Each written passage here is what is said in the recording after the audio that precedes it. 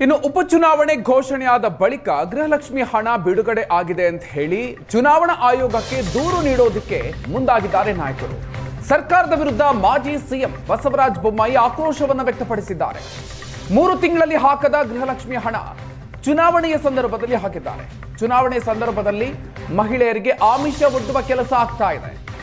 ಎಲ್ಲ ಗೊತ್ತಿದ್ದು ಕೂಡ ಚುನಾವಣಾ ಆಯೋಗ ಕಣ್ಮುಚ್ಚಿ ಕುಳಿತಿದೆ ಅಂತ ಹೇಳಿ ಆಕ್ರೋಶವನ್ನು ವ್ಯಕ್ತಪಡಿಸಿದ್ದಾರೆ. ಎಲೆಕ್ಷನ್ ಕಮಿಷನ್ ಅಧಿಕಾರಿಗಳ ವಿರುದ್ಧ ಮಾಜಿ ಸಿಎಂ ಬೊಮ್ಮಾಯಿ ಬೇಸರವನ್ನು ವ್ಯಕ್ತಪಡಿಸಿದ್ದಾರೆ. ಬಾಗಲಕೋಟೆ ಉಪಚುನಾವಣೆ ಕದ ಮತ್ತಷ್ಟು ರಂಗೇರಿದ್ದು, ಇವುಗಳ ಮಧ್ಯೆ ಬಿಜೆಪಿಯಿಂದ ಘಟಾನುಘಟಿ ನಾಯಕರು ಕೂಡ ಈಗಾಗಲೇ ಪ್ರಚಾರಕ್ಕೆ ಬರ್ತಾ ಇರುವಂತದ್ದು. ಮತ್ತು ಮಾಜಿ ಮುಖ್ಯಮಂತ್ರಿಗಳಿರುವಂತಹ ಬಸವರಾಜ ಬೊಮ್ಮಾಯಿ ಸರ್ ಇದ್ದಾರೆ. ಅವರು ಯಾವ ರೀತಿಯಾದಂತಹ ಪ್ರಚಾರಕ್ಕೆ ಮುಂದಾಗ್ತಾರೆ ಮತ್ತು ಏನೆಲ್ಲ ಅಜೆಂಡಾಗಳು ಇಟ್ಟುಕೊಂಡು ಜನರ ಮುಂದೆ ಹೋಗ್ತಾರೆ ಅನ್ನೋದನ್ನ ಈಗ ಅವರಿಂದಲೇ ಕೇಳೋಣ. ಸರ್, ಇವತ್ತಿನ ದಿವಸ ತಾವು ಕೂಡ ಬಾಗಲಕೋಟೆ ಕಣಕ್ಕೆ ಬಂದಿರುವಂಥದ್ದು, ಪ್ರಚಾರವನ್ನು ಮಾಡ್ತದ್ದು, ಏನೆಲ್ಲ ಅಜೆಂಡಾಗಳೊಂದಿಗೆ ತಾವು ಕಣಕ್ಕೆ ಬರ್ತಾರೆ? ನಾವು ಬಾಗಲಕೋಟೆಯಲ್ಲಿ ನಾವು ಮಾಡಿರುವಂಥ ಅಭಿವೃದ್ಧಿ ಮತ್ತು ಕಾಂಗ್ರೆಸ್ ಮಾಡಿರುವಂಥ ಅಭಿವೃದ್ಧಿ ಜನರ ಮುಂದೆ ಇಟ್ಕೊಂಡು ಹೋಗ್ತಾ ಇದ್ದೇವೆ.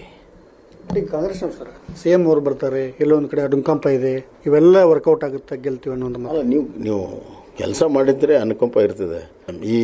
ಈ ಕ್ಷೇತ್ರಕ್ಕೆ ಕಾಂಗ್ರೆಸ್ ಸರ್ಕಾರದ ಕಾಣಿಕೆ ಶೂನ್ಯ. ಇವತ್ತು ಸರ್ಕಾರವೂ ಕೂಡ ಅವರದೇ ಇರುವಂಥ ಕೆಲವೊಂದು ಕಡೆ ಸಚಿವರು ದಂಡೆಯಲ್ಲಿ ಬಂದು ಕೊಡ್ತದೆ, ಅದನ್ನು ಎದುರಿಸ್ತಾರೆ. ಈಗಾಗಲೇ ನೋಡ್ರಿ, ಎಲೆಕ್ಷನ್ ಕಮಿಷನ್ನು ಕಣ್ಣು ಮುಚ್ಕೊಂಡು ಕೂತಿದೆ. ಈ ಚುನಾವಣೆಯ ಡಿಕ್ಲೇರ್ ಆದಮೇಲೆ ನೀವು 2,000 ರೂಪಾಯಿ ಹಾಕುವಂಥ ಕೆಲಸ ಮಾಡ್ತೀರಿ.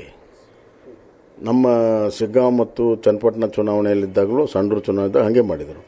ವೋಟಿಂಗ್ ನಾಳೆ ನಾಡ್ದಿದೆ ಅಂದರೆ 2,000 ರೂಪಾಯಿನ ಎಲ್ಲರ ಖಾತೆಗೆ ಹಾಕಿದರು. ಇದು ಚುನಾವಣೆಗೆ ಲೋಭ ಆಮಿಷ ಕೊಡುವಂಥದ್ದು ಆಗುತ್ತೆ, ಭಾಳ ಸ್ಪಷ್ಟವಾಗಿ ಆಗುತ್ತೆ. ಚುನಾವಣೆ ಕಮಿಷನ್ನು ಕೂಡ ಕಣ್ಣು ಮುಚ್ಕೊಂಡು ಕೂತಿದೆ ಮತ್ತು ಅಧಿಕಾರಿಗಳು, ಅದಕ್ಕೆ ನೇಮಿಸಿರುವಂಥ ಅಧಿಕಾರಿಗಳು ಕಣ್ಣು ಮುಚ್ಕೊಂಡು ಕೂತಿದ್ದಾರೆ. ನೇರವಾಗಿ ಚುನಾವಣೆಗೆ ಜನರಿಗೆ ಆಮಿಷ ಒಡ್ಡಿರುವಂಥ ಕೆಲಸವನ್ನು ಕಾಂಗ್ರೆಸ್ ಸರ್ಕಾರ ಮಾಡ್ತಿದೆ. ಈ ಮೂರು ತಿಂಗಳು ಹಾಕಿರಲಿಲ್ಲ, ಈಗ ಯಾಕೆ ಬಂತು, ಹೆಂಗೆ ಬಂತು ಅದು? ಸರ್, ಅದನ್ನೇನು ಪ್ರಶ್ನೆ ಮಾಡುವಂಥದ್ದು ಖಂಡಿತ ಮಾಡ್ತೀವಿ. ಚುನಾವಣೆ ಆಯೋಗಕ್ಕೆ ಬರಿತೀವಿ, ಪ್ರಶ್ನೆ ಮಾಡ್ತೀವಿ. ಆದರೆ ಚುನಾವಣೆ ಆಯೋಗ ಸೋಮೊಟ್ಟ ಇಂಥವನ್ನೆಲ್ಲ ಗಮನಿಸಬೇಕಲ್ಲ. ಅಬ್ಸರ್ವರ್ಸ್ ಎದಕ್ಕಿಟ್ಟಿರ್ತಾರೆ ಅವ್ರನ್ನ? ಈಗ ಅಬ್ಸರ್ವರ್ ಅಂತ ಎದಕ್ಕಿಟ್ಟಿರ್ತಾರೆ? ನೀತಿ ಸನ್ನಿತಿಗೊಬ್ಬರು ಅಬ್ಸರ್ವರ್ ಬೇರೆ, ಹಣಕಾಸಿನ ಖರ್ಚು ಮತ್ತು ಹಣಕಾಸಿನ ದುರ್ವ್ಯವಹಾರ ಆಗಬಾರ್ದು, ಲಂಚ ಕೊಡಬಾರ್ದು, ದುಡ್ಡು ಹಂಚಬಾರ್ದು ಅನ್ನುವಂಥದ್ದಕ್ಕೆ ಅಧಿಕಾರಿಗಳು ನೇಮಿಸಿರ್ತಾರೆ. ಅವರೆಲ್ಲ ಏನು ಮಾಡ್ತಾರೆ? ನಾವು ಇದನ್ನು ನೋಡ್ಕೋಬೇಕಲ್ಲ. ಇದು ಒಂದು ರೀತಿಯಲ್ಲಿ ಆಫಿಷಿಯಲಿ ಅವ್ರಿಗೆ ಆಮಿಷ ಒಡ್ಡಿರುವಂಥ ಕೆಲಸ ಕಾಂಗ್ರೆಸ್ ಸರ್ಕಾರ ಮಾಡ್ತಾ ಇದೆ. ವೀರಣ್ಣ ಚರಂತಿಮಠ ಅವರ ಗೆಲುವು ನಿಶ್ಚಿತ. ವೀರಣ್ಣ ಚರಂತಿಮಠ ಅವರು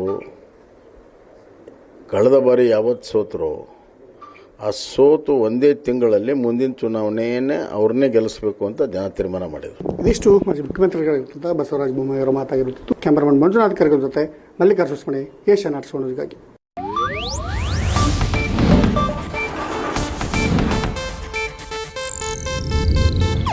ಇದು ಏಷ್ಯಾನೆಟ್ ನ್ಯೂಸ್ ನೆಟ್ವರ್ಕ್ ಪ್ರಸ್ತುತಿ.